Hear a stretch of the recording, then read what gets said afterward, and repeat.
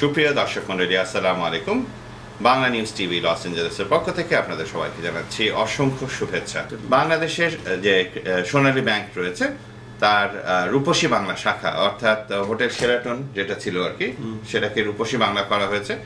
সেখান থেকে তাদের আয়ত্তের মধ্যে ছিল বা তাদের সামর্থ্যের মধ্যে 200 কোটি টাকা পর্যন্ত লোন দেওয়া যেত, অথচ সেই একই ব্রাঞ্চ থেকে 4000 কোটি, সুপ্রিয় দর্শক মণ্ডলী আমি আবারও উচ্চারণ করছি পরিমাণটা, 4000 কোটি টাকা একটা ভুইফোর নতুন গজানো একটি ব্যবসায়িক প্রতিষ্ঠানকে দেওয়া হয়েছে। এবং এই 4000 কোটি টাকার যে দুর্নীতি, সেই দুর্নীতির সাথে আমরা খোদ প্রধানমন্ত্রীর যে উপদেষ্টা আছেন ডক্টর মোদাচ্ছের হোসেন, তার নাম আমরা শুনতে পাচ্ছি।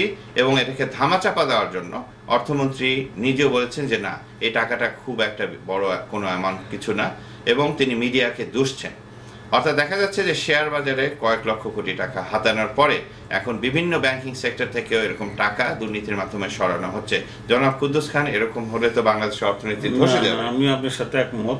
এরকম হলে বাংলাদেশের অর্থনীতির নির্ঘাত ধসে যাবে, এবং ধসে যাওয়াই স্বাভাবিক। কারণ হচ্ছে কি, যে দেশের সরকার হাত অত্যন্ত প্রসারিত।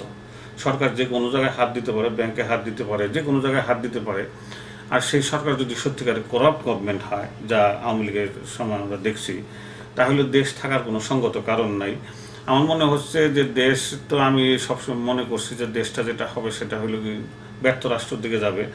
সেটা রাজনৈতিকভাবে আমি দেখেছিলাম। এখন যদি অর্থনৈতিকভাবে তারা এইভাবে টাকা করি নিজেরা হাতিয়ে নেন, মোসাদ্দেক হোসেনকে কয়েকদিন আগে আমরা রিসেপশন দিলাম, আপনি দেখেছেন, ডক্টর মোদাচ্ছের হোসেনকে আমি এখানে রিসেপশন দিয়েছিলাম 15-20 দিন আগে। আপনাদের তো লজ্জা হওয়া উচিত, আপনাদের লজ্জা হওয়া উচিত যে এরকম একটা লোককে আপনারা সাদরে বরণ করেছেন। আমরা জানতাম না যে এরকম। দেখুন, উনার সম্বন্ধে আজকে থেকে না, বহু আগে থেকে কিন্তু পত্র পত্রিকায় লেখা হচ্ছে। এখন টাকা দুর্নীতি করে সরানোর পরে সেটা ফ্ল্যাশ হয়ে গেছে, কিন্তু তিনি originally he is not a sound man, or he is not a respectable man at all to be greeted by Bangladeshis over at Laos. না, অ্যাকচুয়ালি রেহানার বাসা আসছিল, রেহানার ব্যক্তিগত বন্ধু, আপনি রেহানা জানেন, রেহানা নানি।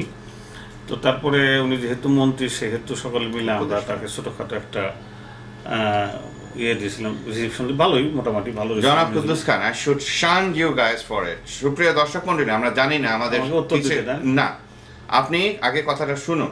সুপ্রিয় দর্শক মণ্ডলী, আমরা জানি না আমাদের মনস্তত্ত্বে কি আছে। দেশ থেকে চোর বাটপার যেই আসে, তার একটা রাজনৈতিক যদি তকমা লেগে থাকে, আমরা তাকে গ্রহণ করার জন্য অস্থির হয়ে যাই।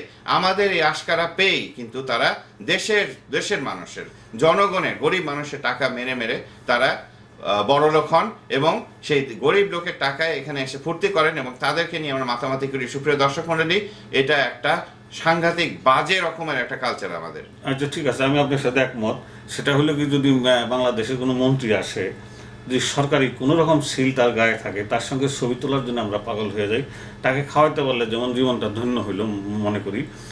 এবং আবার বৃদ্ধ বনিতা নির্বিশেষে সকলেই তার সঙ্গে এসে দাঁড়িয়ে ছবি তুলবেন। তো আমি নিউজে দিয়েছিলাম যে একটা ফটো সেশন করা হবে, কারণ আমি অতিরিক্ত বিরক্ত হয়ে রাগ করে দিয়েছিলাম যে ঠিক আছে আপনারা আসেন, ওনাকে রিসেপশন দেওয়ার পরে 8 ঘন্টা রাখা হবে ফটো সেশন।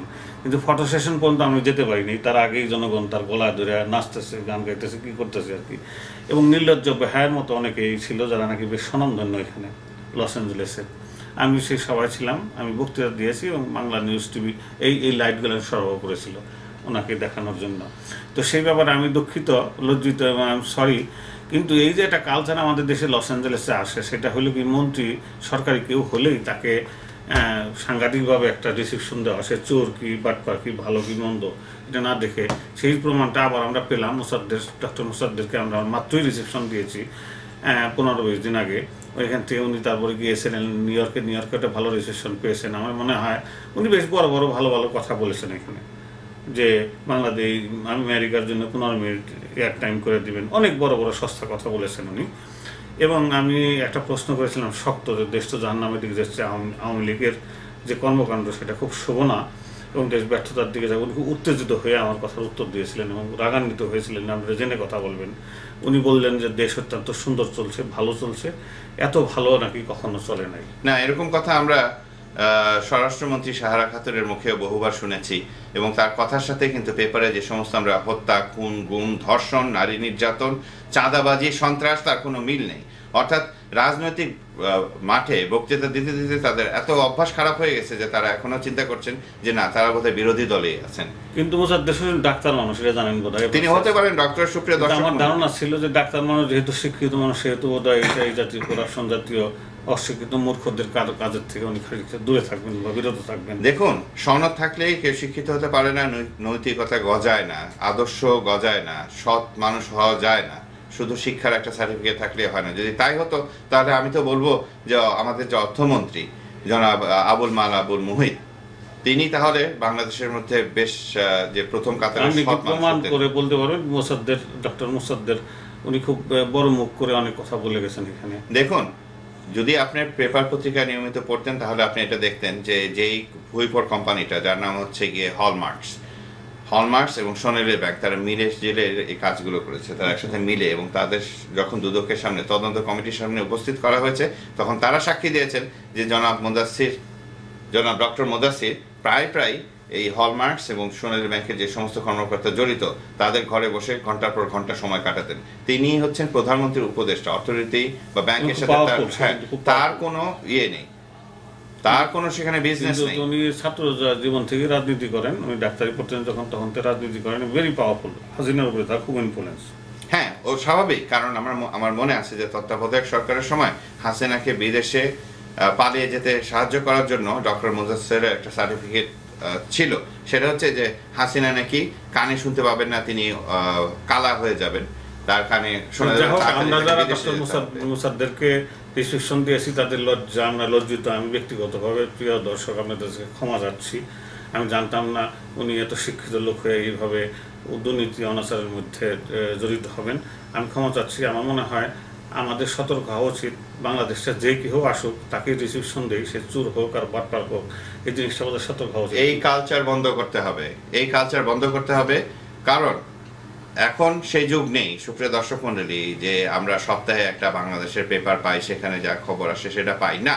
এখন প্রত্যেক দিনে একটা, বরঞ্চ বলা যায় এই মুহূর্তে বাংলাদেশে কি ঘটছে সে খবর জানা আমাদের পক্ষে খুবই সম্ভব। আর যেভাবে বিভিন্ন নেতা নেত্রী নাম আসছে পত্রিকায়, আপনি একটু চিন্তা করে দেখুন যে আপনারা নিজস্ব চেহারা দেখানোর জন্য, একটা ছবি তোলার জন্য আপনারা কাদেরকে প্রশ্রয় দিচ্ছেন, কেন প্রশ্রয় দিচ্ছেন, আপনাদের কি লাভ?